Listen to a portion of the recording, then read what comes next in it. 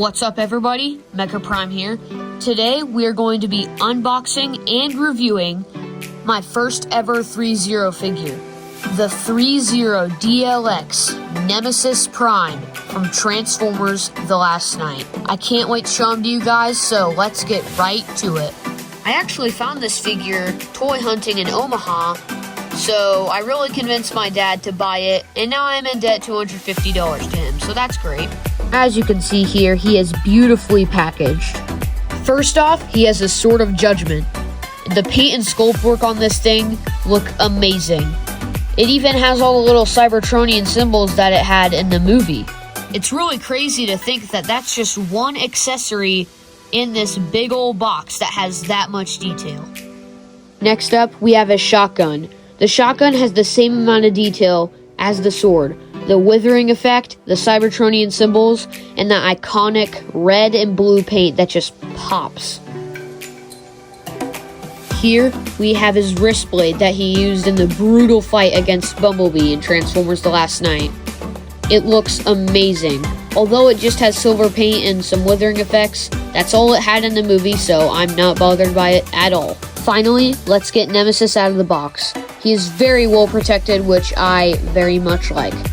Now that he's finally out of the box, my eyes immediately get drawn to that beautiful head sculpt packed with detail. Throughout the body, there are loads and loads of sculpt work and paint work that looked like it took years to do. It looks amazing. It also has a pretty good weight to it, which makes it feel very solid and great quality. If you didn't know, Threezero DLX figures usually have a button on their head or their back, which makes their eyes glow. And Nemesis's eyes look amazing with that eye glow. Let's dive a little deeper into all the detail spread throughout his body. Because Threezero DLX figures and just Threezero figures in general don't transform, they don't have to worry about kibble or car parts or anything hanging off the side. They can just go all out on the paint and sculpt work, and it really shows. Although this is my first Threezero, I believe that this is one of their best figures out there on the market. Now here's his display stand. I already put mine together. This part goes here and this part goes here. The stand has some details scattered throughout it, but the part where you put Nemesis Prime on it is fully articulated. That allows you to get some amazing poses. Not to mention, it is extremely stable, so you don't have to worry about Nemesis falling off of it breaking, none of that. That's going to be it for the display stand. It's a very nice stand for holding up poses, and it's very stable. The bottom is hollow, which, I don't really care. And he also includes a shield. Now we can finally get a look at this fabulous box. It says Nemesis Prime on it, it says Transformers on the side, and it has some really cool art of the figure on the front. On the front, there's actually Velcro, so if you open it up, there's also some more art of the figure on the inside. It also says DLX Nemesis Prime. On the side, there's some more really cool art, the movie name, and Nemesis Prime. On the back, once again, some insanely cool art, and you can see a shield. I don't even know how they pull this off.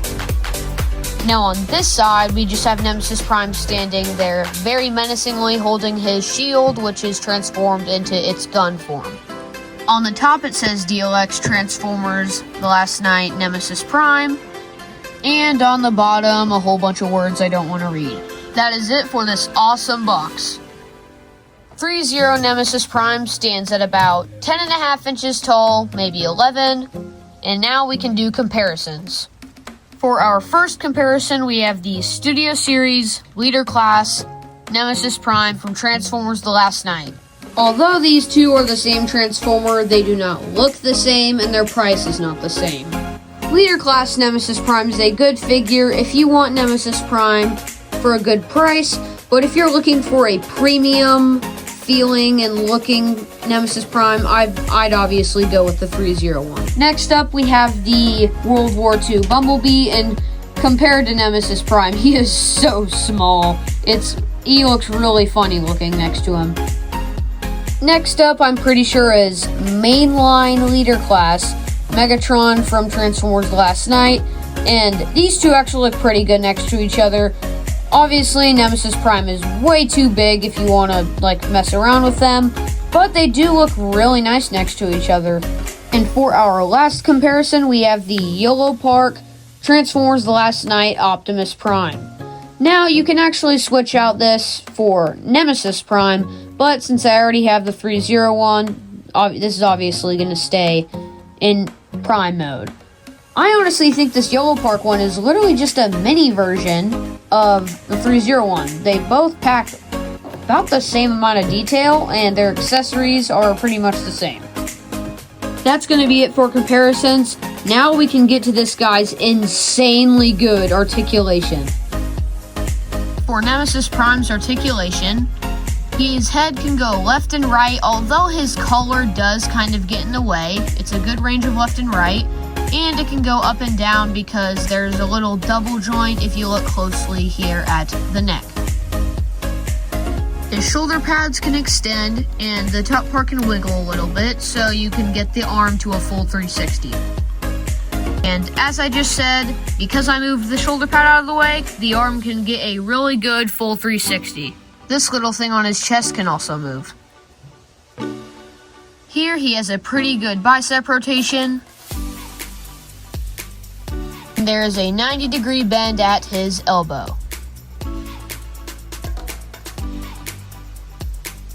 Finally, his hand is just on a ball joint, and that is the articulation for the arms. Now we can talk about one of my favorite parts about this figure.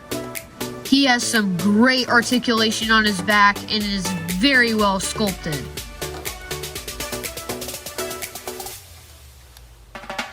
His little hip skirt thingies are on a little ball joint, and they can move so you can get the legs into some cool positions. His legs can get out pretty far if you move his little side skirts out of the way. And his knee has some crazy articulation. And I'm no mathematician, so I have no clue what degree angle that is, but that is insane.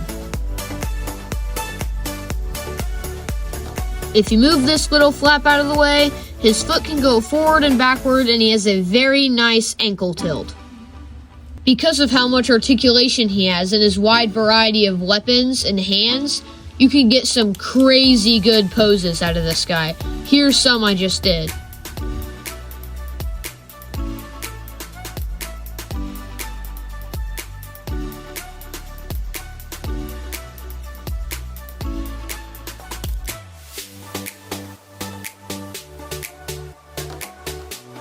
Now we can talk about my final rating of the Threezero DLX Nemesis Prime from Transformers The Last Night. Putting the price aside, he is amazing. Great articulation, great detail, loads and loads of accessories, whole bunch of hands, an amazing articulated stand, light up eyes. It's everything you could really ask for in a figure. Obviously, it can't transform, which, But now we're not going to put the price aside. This thing was $250, which is a little absurd, but if you know what you're getting and you want it, then it's definitely worth it. If you're not sure about it, don't buy it. But if you truly want a really good Nemesis Prime figure, or you're just starting a collection and want to get a heavy hitter for your first collectible, then this is the figure you want. That's going to wrap it up for today's review of the Threezero DLX Nemesis Prime from Transformers The Last Night. With the figure and the price put together, I'd probably rate this figure an 8.5 out of 10. Thank you guys so much for watching. If you want to see more content like this, go below this video, click that subscribe button and that like button. Thanks for tuning in.